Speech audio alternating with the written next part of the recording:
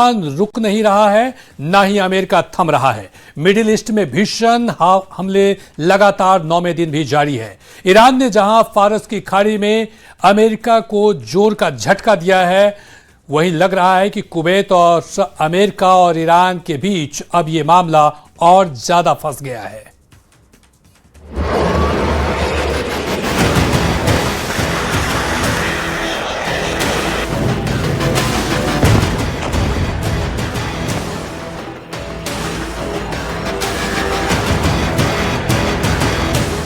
आसमान से बारूद बरस रहा है और निशाना सिर्फ दुश्मन की सेना नहीं बल्कि निशाना है दुश्मन मुल्क की कमर तोड़ देना।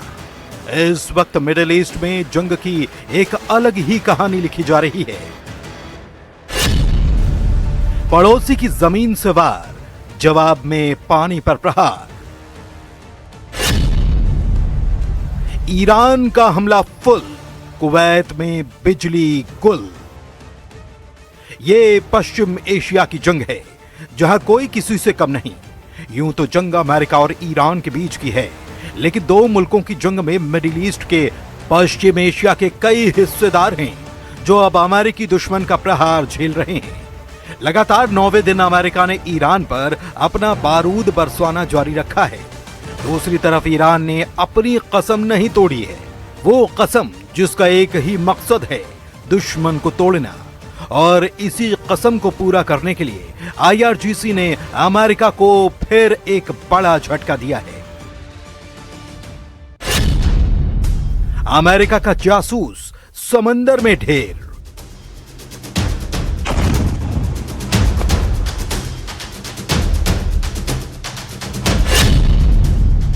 असलू यह है कि आसमान में MQ-9 रीपर ड्रोन तबाह, और इस कामयाबी का बाकायदा वीडियो जारी किया गया है। वीडियो ईरान की IRGC की तरफ से आया, जिसकी नेवी ने फारस की खाड़ी में अमेरिकी ड्रोन को मार गिराने का दावा किया है। यह दावा इसीलिए भी बड़ा है क्योंकि ये अमेरिका का कोई ऐसा वैसा ड्रोन नहीं है। ये है MQ-9 रीपर ड्रोन, जो जासूसी में उस्ताद कहा जाता है। कीमत $30 मिलियन, यानी कि करीब 250 करोड़ रुपए। यानी ईरानी आर्मी की तरफ से यह अमेरिका को ऐसा झटका है जो उसे और बौखलाने के लिए काफी है।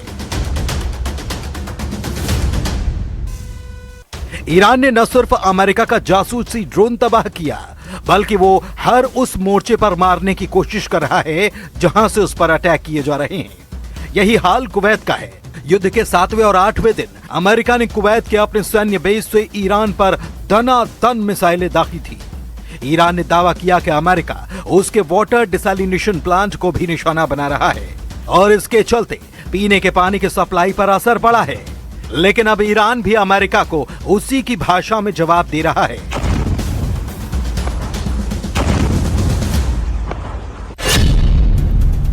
अपनी बात पर अड़ा ईरान।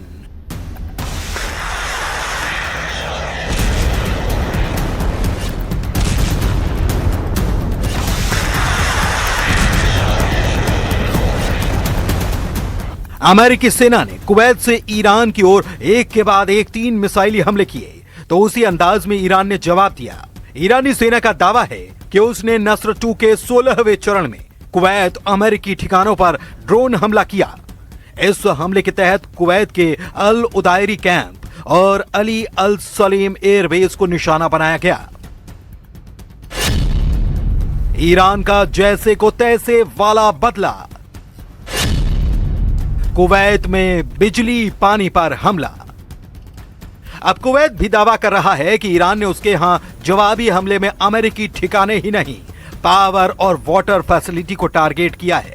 कुवैत के बिजली मंत्रालय की तरफ से बताया गया कि हमले के बाद पावर स्टेशन में भीषण आग लग गई और इससे भारी संख्या में बिजली उत्पादन इकाइयां प्रभावित हुई।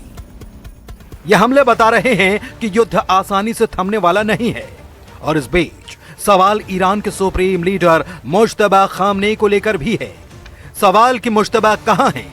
ईरानी विदेश मंत्री अब्बास अरागची ने एक इंटरव्यू में कहा कि मुज्तबा खामनेई से उनकी व्यक्तिगत मुलाकात नहीं हुई, क्योंकि चुनिंदा लोगों को ही उनसे मिलने का मौका मिला है।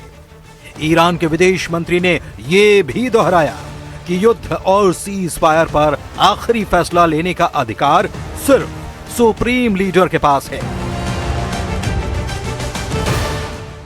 اگه کد 110 شد ما این کار رو میکنیم. نوشته شده بود و تصویب شده بود و خود حضرت آقا دیده بودن و تایید کرده بود.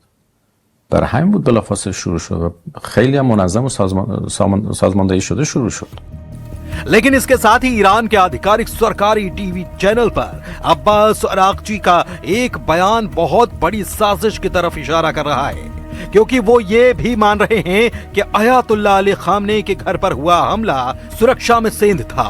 लेकिन उससे भी बड़ी बात ये कि अरागची का मानना है कि वही सेंध अब भी बनी हुई है।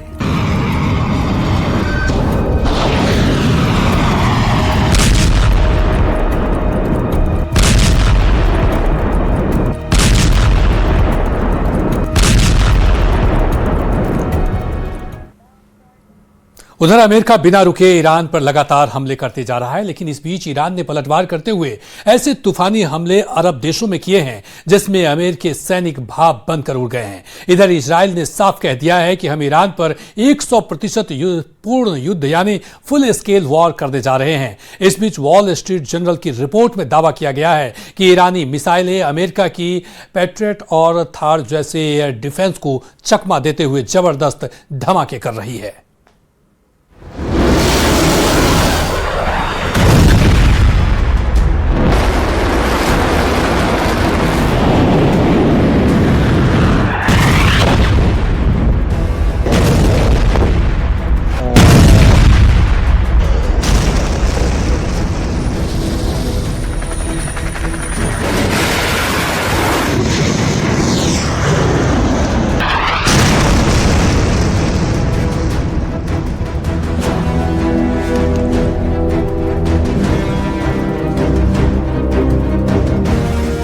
नौ रातों से महाजंग, अमेरिका ईरान के तूफानी हमले।